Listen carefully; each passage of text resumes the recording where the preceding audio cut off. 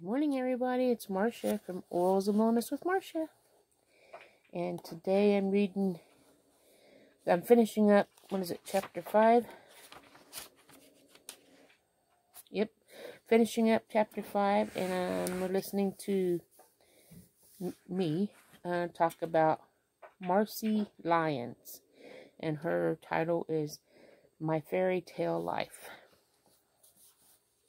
As a little girl, I loved this story of Cinderella and the princess fairy tales, full of tragedy and love. I would often dream about my Prince Charming. I even went as far as planning a magical wedding, our big, beautiful house, our perfect children, and our happily ever after. Then, at age 17, out of nowhere, I found my Prince Charming. It was at the last day of school, a party, and he was the good-looking guy in charge of the music. I had seen him before, but we never talked. It wasn't long before we were inseparable teenager sweethearts. We dated all through our senior year of high school. We went to all of the dances together, got married after our first year of college. My fairy tale dreams were becoming my reality. Soon we were welcoming the first of our perfect children. As time went on, and before I knew it, we were welcoming our sixth. But soon, the threads of our fairy tale life started to unravel. My husband, JC, was diagnosed with diabetes, lost his business, and was depressed. Financial stress started to consume us, and after years of trying to hold it together, we had to sell our beautiful home. We moved into a more affordable house, and while we thought that would fix our problems, the stress followed us. This weighed heavily on our marriage, and JC's depression grew worse. I found myself having to lift his spirits daily. I kept thinking all through life is not perfect. Yeah, you better get some water. I will get some water. Sorry about my husband interrupting me, but that's life. I keep trying, although it's not perfect. We will be okay. But one hot summer day, JC was hiking. He didn't come home. Terror struck me as I thought, is he hurt? Does he have enough water? Speaking of water, I gotta get water today. Did something happen to his car? After 3 days of searching, rescuers found his lifeless body in the bottom of the cliff. I had just turned 40 years old, and I was a widow. My fairy tale was over. My dreams were crushed. I was now living a nightmare. 3 weeks after a funeral, my life entered an all-time low. I found a note that JC had left. It was a suicide note. I was utterly heartbroken. I was a single mom suddenly, surrounded by 6 mournful children and a head full of secrets and unanswered questions. I felt more alone than ever before in my life. Lonely and lost. I went about my life. A few months later, my 10-year-old daughter told me that she had a boy at school wanted to plan a time to get together with our families. He had accidentally lost his mother to cancer. I told her that would be fun and felt that I should offer support, but didn't know how to get a hold of the boy's dad to make arrangements. Since I knew where they lived, I drove to their house as part of the daily routine, taking my kids to and from school. I would always look to see if he was outside, and he wasn't. As the weeks turned into months, a day And one day, there he was on this driveway. I didn't want to lose my chance of meeting him, so I pulled over with the kids in the car. They said, "Mom, what are we doing?" "We're going to be late." And then Matt was in the baseball hat and had just sent his kids to school. I walked up and he looked at me confused and said, "Hi, I'm Marcie. We have never met, but..." After a brief conversation, he said we should get our families together sometime. I gave him my phone number and ran back to the car. Laughing, I said, "His name's Matt." My son gave me a funny look and said, "Mom, you're crazy." We started hanging out as families and understood what each other was going through. Our kids had so much fun together, and Matt became my new best friend. We talked about our lives before the funerals. We laughed about kids, dating again, and how tired he was of the chicken nuggets. I taught him the real reason all his clothes were turning pink. And he taught me about the noises I was hearing with my car. When Valentine's Day rolled around, I was on a date with another guy, when Matt texted me. He was out of town and wanted to wish me well.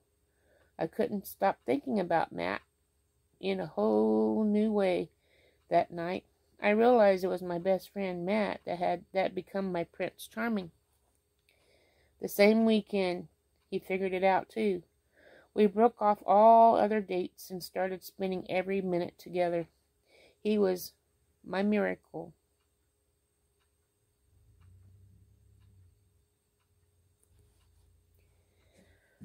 Our kids didn't seem as surprised as Matt and I had fallen in love. This is emotional. There's a lot of that in this book, I'm sure. Bear with me here. Matt proposed to me during the summer vacation in Newport Beach, California. I've been there. It was the best day of my life. No, the wedding day was. It was magical. Our girls were our bridesmaids and our boys were our groomsmen. It was like a fairy tale ending. Matt and I never thought that blending our two families would be a big deal. All 9 of our kids got along great. That's a big family. We bought a house and moved both our households into it. We had more furniture than we knew what to do with. We had more of everything than we knew what to do with. 18 curling irons, 3 kitchen tables, 4 sets of diningware, 6 TVs, 9 shovels, 6 couches, and 12 bikes later. We were a family. Matt's children were athletic and mine were musical and artsy. In my previous life, Saturdays were deep cleaning days. And Matt's Saturday was family soccer day. I cooked a lot, and Matt's kids were used to going out to eat. Matt laughed each time my kids asked, "What's Panda? What's Sbarro? What's a food court?" It has been a few years now that we had adjusted to our new blended family. This journey has been soul stretching. I opened my heart to love more people. Hearts are funny that way. You can always fit in one more to love. I love all 9 of my kids. I'm crazy about Matt, and I love him more each day. Maybe my life has been a fairy tale after all. Families come in all shapes and sizes, configurations and colors. Regardless of what your family looks like, your family is your family. And getting your family relationship sold and free of toxicity will make your journey on Ula easier and more enjoyable.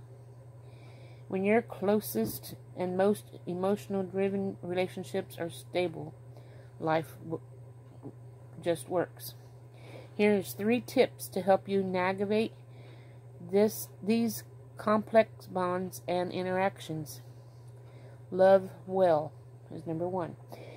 In the many roles of my life as a woman, as a wife, a mom, a sister, a grandmother, and a daughter, you'd be called to love your family members in many different ways. Unconditional love, romantic love, tough love, and even loving someone enough to make them stand on their own 2 feet. The key is to love well. Be smart about how you respond. Break any negativity patterns from your own past so you can be free to love your family in ways that empower and uplift them. Suit up is number 2. If you go to a family event or a gathering knowing a toxic, poisonous relative will be there, you can plan ahead to limit your exposure. Emergency responders put on a hazmat suit before going into a toxic environment and spill sites. You can do the same. Just like the pros do when they're exposed to a poison. Get in, get out as fast as you possibly can. Arrive late, leave early, and stay on the opposite side of the room. Before you even enter the room, take a deep breath and visualize putting on your protective gear. Picture your hazmat suit deflecting the hurting words and painful memories, or simply that passive-aggressive glance of disgust. Reaffirm to yourself in advance that you're strong and created for greatness. Let the words and looks bounce off of you. Don't let any negativity stick. When you leave, practice grace for those who just tried to harm you. While forgiving them doesn't condone their behavior, it does draw a line in the sand that says, I'm not going to let this past hurt or affect me anymore. Whether the hurt is from the painful memory or harsh words across the Thanksgiving dining room table. Practice the gift of grace. By putting the pain behind you, you'll be free to reach for the assuming future that is in front of you. Number 3, commit. As we said before, if you're not working on your marriage, you're working on your divorce. Don't let family members outside your inner circle affect your relationships you have with your husband and your children. But more importantly, as you set goals for your life, make sure you're bringing in your inner circle along with you. Don't let your business or your job or your dream life eliminate your immediate family. They should be part of the journey and part of your ultimate Ula lifestyle. If you're single or divorced, decide today who is part of your inner circle. Your children, your parents, your siblings, a favorite niece. Then protect them from, and don't let toxic people disrupt these relationships. Have some critical conversation if you must. Refuse to be taken advantage of. Require others to stand on their own feet. But either way, stay committed to your core family and show up for them just before anyone else. And that's what I have for you for today. We'll start chapter 6 tomorrow. And that is the next F, which is Ula field. The field, or your career. So if you liked what I spoke to you today on when I read, please smash the like button. Please leave a comment on any questions you might have or concerns, or, if it relates to you. Talk to me about it. And I can share things that related to me in the comments for you to know as well. So I'll see you guys tomorrow, and I hope you have a wonderful day. Stay warm. Ta-ta. Love you guys.